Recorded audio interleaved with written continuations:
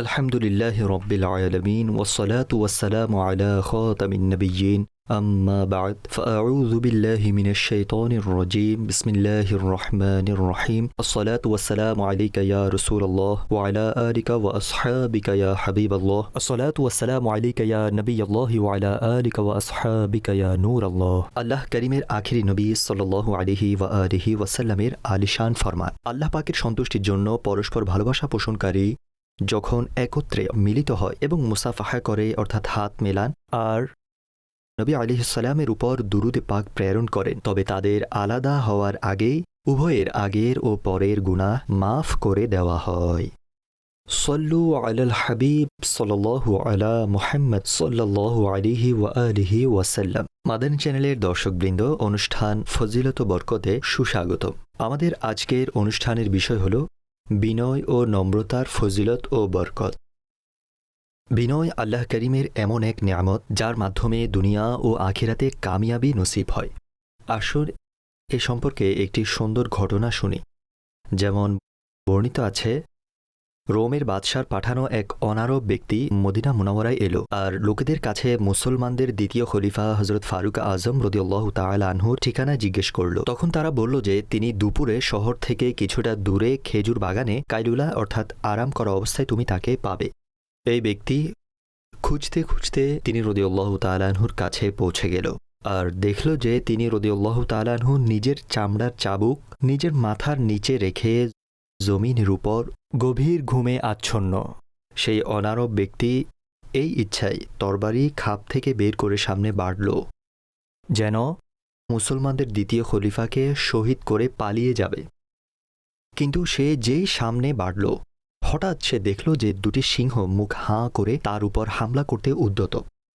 এই ভয়ানক দৃশ্য দেখে সেই ব্যক্তি ভয় ও আতঙ্কে চিৎকার করে উঠল, যার কারণে ফারুক আজম রাদিয়াল্লাহু তাআলা আনহু জেগে উঠলেন আর দেখলেন যে অনারব ব্যক্তি খোলা তরবারি হাতে নিয়ে থরথর করে কাঁপছে। তিনি রাদিয়াল্লাহু তাআলা আনহু তার চিৎকার ও আতঙ্কের কারণ জিজ্ঞেস করলেন। তখন সে সত্য সত্য সব ঘটনা বর্ণনা করে দিল। তারপর উচ্চস্বরে কালিমা তাইয়্যিবা পড়ে ইসলাম গ্রহণ করল। অতঃপর আমিরুল মুমিনিন ফারুক আজম রাদিয়াল্লাহু তাআলা আনহু তার সাথে অত্যন্ত স্নেহের আচরণ করে তাকে মাফ করে দিলেন। মাদানী চ্যানেলের দর্শকবৃন্দ, মুসলমানদের দ্বিতীয় খলিফা ফারুকে আজম রাদিয়াল্লাহু তাআলা আনহুর শান ও আজমত এবং বিনয় ও নম্রতা মারহাবা। মুসলমানদের খলিফা এবং সেই সময়ের বাদশাহ হওয়া সত্ত্বেও বিনয় ও নম্রতার সাথে জমিনের উপরেই আরাম করছিলেন। সত্যি বিনয়ের বড় বরকত রয়েছে। বিনয় অবলম্বনকারীদের জন্য ফেরেশতারা সমুন্নত মর্যাদার দোয়া করেন। বিনয়কারীদের জন্য সুসংবাদ রয়েছে। বিনয়ী ব্যক্তিরা কিয়ামতের দিন মিম্বরে বসে থাকবেন। বিনয়ী ব্যক্তিদের ৭ আসমান পর্যন্ত মর্যাদা দান করা হয়। পারা ২২ সূরা আহজাব আয়াত নম্বর ৩৫-এ যেমনিভাবে মহান আল্লাহ মুসলমান পুরুষ ও নারীদের গুণাবলী বর্ণনা করেছেন আর তাদের পুরস্কার ও সম্মানের সুসংবাদ শুনিয়েছেন, অনুরূপভাবে বিনয়কারী পুরুষ ও নারীদেরও সেই সৌভাগ্যবানদের মধ্যে শামিল করে তাদেরকেও পুরস্কার ও সম্মানের সুসংবাদ দিয়েছেন। যেমন মহান আল্লাহর বাণী, ইন্নাল মুসলিমিনা ওয়াল মুসলিমাতি ওয়াল মুমিনিনা ওয়াল মুমিনাত ওয়াল কানিতিনা ওয়াল কানিতাতি ওয়াস সাদিকিনা ওয়াস সাদিকাত ওয়াস সাবিরিনা ওয়াস সাবিরাতি ওয়াল খাশিঈনা ওয়াল খাশিআত ওয়াল মুতাসাদ্দিকিনা ওয়াল মুতাসাদ্দিকাতি ওয়াস সাইমিনা ওয়াস সাইমাত ওয়াল হাফিজিনা ফুরুজাহুম ওয়াল হাফিযাতি ওয়াল যাকিরিনা আল্লাহা কাসীরান ওয়াল যাকিরাত আ'আদ্দাল্লাহু লাহুম মাগফিরাতান ওয়া আজরান আযীমা।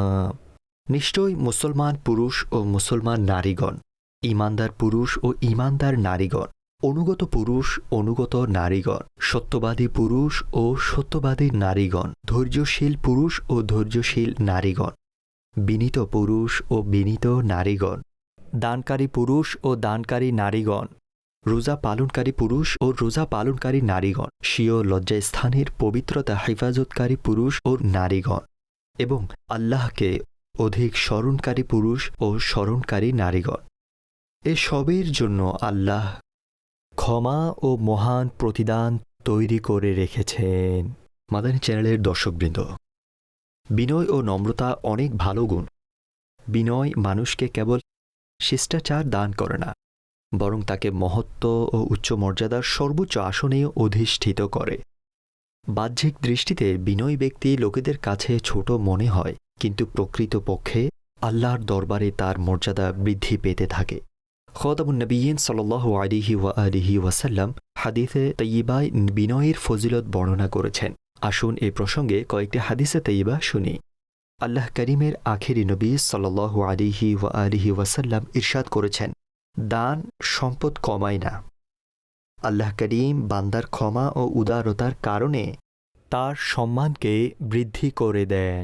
আর যে ব্যক্তি আল্লাহ করিমের জন্য বিনয় অবলম্বন করে, আল্লাহ করিম তাকে উচ্চ মর্যাদা দান করেন।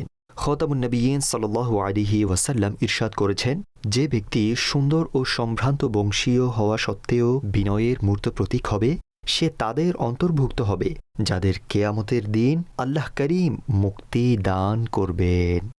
খাতামুন নবিয়্যিন সাল্লাল্লাহু আলাইহি ওয়াসাল্লাম ইরশাদ করেছেন, বিনয় অবলম্বন করো এবং মিসকিনদের সাথে উঠা বসা করো, আল্লাহ করিমের দরবারে উচ্চ মর্যাদার অধিকারী বান্দা হয়ে যাবে এবং অহংকার থেকেও মুক্ত হয়ে যাবে। উম্মুল মুমিনিন হযরত আয়েশা সিদ্দিকা রাদিয়াল্লাহু তাআলা আনহা থেকে বর্ণিত, আল্লাহ করিমের আখির নবী সাল্লাল্লাহু আলাইহি ওয়াসাল্লাম ইরশাদ করেছেন, হে আয়েশা, বিনয় অবলম্বন করো, কেননা আল্লাহ করিম বিনয় অবলম্বনকারীদের ভালোবাসেন এবং অহংকার পোষণকারীদের অপছন্দ করেন। মাদানী চ্যানেলের দর্শকবৃন্দ, বিনয় ও নম্রতা সম্পর্কে কোরআনের আয়াত এবং হাদিসে পাকের মধ্যে বয়ানকৃত ফজিলতসমূহ শোনার পর নিশ্চিতভাবে আমাদের মনেও বিনয় অবলম্বনের আগ্রহ জাগ্রত হবে। কিন্তু মনে এই প্রশ্ন জাগে যে বিনয় ও নম্রতা এটা কী জিনিস? তো আসুন বিনয় ও নম্রতার সংজ্ঞাটিও শুনে নিন। যেমনটি মানুষের স্বভাব এবং তাদের মান মর্যাদা অনুযায়ী তাদের সাথে কোমল আচরণ করা এবং নিজেকে নিজে তুচ্ছ, ক্ষুদ্র ও ছোট মনে করাকে বিনয় ও নম্রতা বলা হয়ে থাকে। প্রত্যেক মুসলমানের জন্য আবশ্যক সে যেন নিজেকে অহংকার থেকে বাঁচায় এবং বিনয় ও নম্রতা অবলম্বন করে। তবে মনে রাখবেন, বিনয়ের 3টি স্তর রয়েছে। 1 নাম্বার, যদি বিনয় এমন হয় যাতে বাড়াবাড়ির দিকে ঝোঁক থাকে, তবে তাকে অহংকার বলে, আর এটি নাজায়েজ ও হারাম এবং জাহান্নামে নিয়ে যাওয়ার মতো নিন্দনীয় কাজ। 2 নাম্বার, যদি বিনয় এমন হয় যাতে ঘাটতির দিকে ঝোঁক থাকে, তবে তাকে হীনতা ও লাঞ্ছনা বলা হবে। উদাহরণস্বরূপ, কোনো আলিমে দ্বীনের কাছে কোনো মুচি এলো আর তিনি তার জন্য নিজের জায়গা ছেড়ে দিলেন এবং তাকে নিজের জায়গায় বসালেন। তারপর এগিয়ে গিয়ে তার জুতো সোজা করলেন এবং পেছনে পেছনে দরজা পর্যন্ত গেলেন।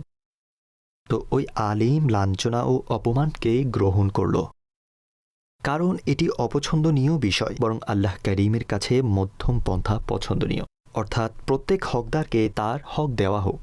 এ ধরনের বিনয় নিজের সাথী এবং সমমর্যাদার লোকেদের সাথেই শ্রেয়।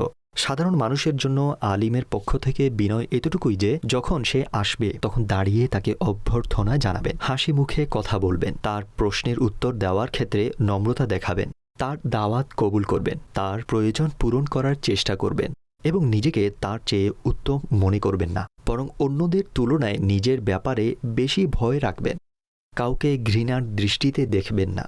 যদি বিনয় এমন হয় যাতে মধ্যপন্থা থাকে, অর্থাৎ নিজের সমমর্যাদার এবং কম মর্যাদার লোকদের সাথে সমান বিনয় আচরণ করে, না নিজেকে লাঞ্ছনা ও হীনতার জায়গায় পেশ করে, আর না উচ্চতার দিকে ঝোঁক থাকে, তো এমন বিনয় শরিয়াতে মাহমুদ অর্থাৎ প্রশংসার যোগ্য, সওয়াবের কারণ এবং জান্নাতে নিয়ে যাওয়ার মতো কাজ। মাদানী চ্যানেলের দর্শকবৃন্দ, আমাদের মুসলমানদের জন্য জীবন অতিবাহিত করার সর্বোত্তম আদর্শ হল খাতামুন নবিয়্যিন সাল্লাল্লাহু আলাইহি ওয়াসাল্লামের সিরাত ও চরিত্র এবং হুজুর সাল্লাল্লাহু আলাইহি ওয়াসাল্লামের সাহচর্য থেকে ধন্য হওয়া সাহাবা ও আহলে বায়ত রিদওয়ানুল্লাহি তাআলা আলাইহিম আজমাইন এবং ওইসব পবিত্র সত্তাদের সাহচর্য থেকে ধন্য হওয়া বুজুর্গানে দ্বীন রহিমাহুমুল্লাহুল মুবিন, যাদের পদাঙ্ক অনুসরণ করে আমরা দুনিয়া ও আখিরাতে সফলতা অর্জন করতে পারি। যদি আমরা আল্লাহ করিমের নেক বান্দাগণের জীবনের উপর লক্ষ্য করি, তবে এই মহান ব্যক্তিরা নিজেদের উচ্চ যোগ্যতা এবং উত্তম সক্ষমতার ফলকে আল্লাহর রহমত মনে করে নত থাকতেন। এই বিনয় ও নম্রতার কারণেই মানুষের অন্তরে তাদের ভালোবাসা ঢেলে দেওয়া হয়েছে, যা ওই মহান ব্যক্তিগণ দুনিয়া থেকে বিদায় নেওয়ার পরেও অবশিষ্ট ও অব্যাহত রয়েছে। আসুন আল্লাহওয়ালাদের বিনয় ও নম্রতার কয়েকটি ঘটনা শুনি। মুসলমানদের দ্বিতীয় খলিফা আমিরুল মুমিনিন হজরত ওমর ফারুক আজম রাদিয়াল্লাহু তাআলা আনহু যখন শাম দেশের দিকে তাশরিফ নিয়ে যাওয়ার পথে একটি নদী পারাপারের স্থানে পৌঁছলেন, তখন তিনি রাদিয়াল্লাহু তাআলা আনহু নিজের উট থেকে নামলেন, জুতো হাতে নিয়ে উটকে সাথে করে পানিতে নেমে গেলেন। হজরত আবু উবাইদা রাদিয়াল্লাহু তাআলা আনহু আরজ করলেন যে, আজ আপনি রাদিয়াল্লাহু তাআলা আনহু পৃথিবীবাসীর দৃষ্টিতে অনেক বড় একটি কাজ করলেন, অর্থাৎ এটা আপনার মর্যাদার সমতুল্য কাজ নয়। মুসলমানদের দ্বিতীয় খলিফা ফারুক আজম রাদিয়াল্লাহু তাআলা আনহু ইরশাদ করলেন, আফসোস হে ওবায়দা, যদি এই কথাটি তুমি ছাড়া অন্য কেউ বলতো, তবে আমি তাকে উম্মতে মুহাম্মাদীর জন্য দৃষ্টান্ত বানিয়ে দিতাম। আমরা একটি সহায় সম্বলহীন জাতি ছিলাম। এরপর আল্লাহ করিম আমাদেরকে ইসলামের মাধ্যমে সম্মান দান করেছেন। যখনই আমরা আল্লাহ করিমের দান করা সম্মান ছাড়া অন্য কিছুতে সম্মান হাসিল করতে চাইব, তখন আল্লাহ করিম আমাদেরকে লাঞ্ছিত করে দেবেন। প্রিয় আশিকানে রাসূল, আজকাল কারো কাছে কিছু টাকা চলে আসুক, কোনো পদ বা ক্ষমতা মিলে যাক, তো তার মধ্যে অহংকার তৈরি হয়ে যায়। পরিবার পরিজন, বন্ধুবান্ধব এবং নিজের অধীনস্থ কাজ করা লোকেদের সাথে তার আচরণ একদম বদলে যায়। সে মনে মনে না জানি কেমন কেমন পরিকল্পনা করে। কিন্তু লক্ষ্য করুন, একদিকে আমাদের এই চরিত্র আর অন্যদিকে খতামুন নবিয়্যিন সাল্লাল্লাহু আলাইহি ওয়া আলিহি ওয়াসাল্লামের পবিত্র জবান থেকে জান্নাতের সুসংবাদ প্রাপ্ত এবং লাখো বর্গমাইলের শাসক মুসলমানদের দ্বিতীয় খলিফা আমিরুল মুমিনিন হজরত ওমর রাদিয়াল্লাহু তাআলা আনহুর চরিত্র। অর্থাৎ এত বড় শাসক হওয়া সত্ত্বেও বিনয় ও নম্রতা অবলম্বন করলেন, এবং সাথে হজরত আবু উবাইদা রাদিয়াল্লাহু তাআলা আনহুকেও কেমন অসাধারণ নসিহতও করলেন যে আমাদের সব সম্মান ইসলামের বদৌলতেই নসিব হয়েছে। প্রকৃতপক্ষেই যদি আমাদেরও এই মানসিকতা তৈরি হয়ে যায়, তবে আমরা বিনয় ও নম্রতার প্রতিচ্ছবি হয়ে যাব। আসুন আরেকজন সাহাবী রাসূল রাদিয়াল্লাহু আনহু, যিনি কিনা প্রায় সমস্ত সাহাবায়ে কিরাম আলাইহিমুর রিদওয়ানের মধ্যে মাল ও দৌলতের দিক থেকে প্রথম নম্বরে ছিলেন, অর্থাৎ হযরত আব্দুর রহমান বিন আউফ রাদিয়াল্লাহু তাআলা আনহু। কিন্তু বিনয় ও নম্রতার এমন প্রতিচ্ছবি যে শুনলেই ঈর্ষা হয়। হযরত সাদ বিন হাসান রাদিয়াল্লাহু তাআলা আনহু বয়ান করেন, হযরত আব্দুর রহমান বিন আউফ রাদিয়াল্লাহু তাআলা আনহু নিজের চাল চলন ও পোশাক আশাকে সরলতা ও নম্রতার কারণে কে গোলাম কে মুনিব তা চেনাই যেত না, যে গোলামকে আর মালিককে। বর্ণিত আছে, এক রাতে আমিরুল মুমিনিন হযরত ওমর বিন আব্দুল আজিজ রাহমাতুল্লাহি তাআলা আলাইহির কাছে কোনো মেহমান আসলো। সেই সময় তিনি রাদিয়াল্লাহু তাআলা আনহু কিছু লিখছিলেন। প্রদীপ নিভতে শুরু করল। তখন মেহমান আরজ করল, আমি উঠে ঠিক করে দিচ্ছি। ইরশাদ করলেন, এটা মেহমানের খাতিরদারির পরিপন্থী যে তার কাছ থেকে সেবা নেওয়া হবে। সে বলল, গোলামকে জাগিয়ে দিচ্ছে, সে এই কাজ করে দিবে। ইরশাদ করলেন, সে তো এখনই ঘুমিয়েছে। এটা বলে নিজেই উঠলেন এবং তেলের পাত্র নিয়ে প্রদীপে তেল ভরলেন। মেহমান বলল, হে আমিরুল মুমিনিন, আপনি এই কাজ নিজ হাতে করলেন? ইরশাদ করলেন, আমি যখন এই কাজের জন্য গেলাম তখনও ওমর ছিলাম, আর যখন ফিরে এলাম তখনও ওমরই আছে। আমার এই কাজের দ্বারা আমার সম্মান ও মর্যাদায় কোনো তফাৎ হয়নি। আর লোকেদের মধ্যে সর্বোত্তম সে যে আল্লাহ করিমের কাছে বিনয় অবলম্বনকারী হয়। আল্লাহ করিম আমাদের বিনয় ও নম্রতা অবলম্বন করার তৌফিক দান করুন। আমিন।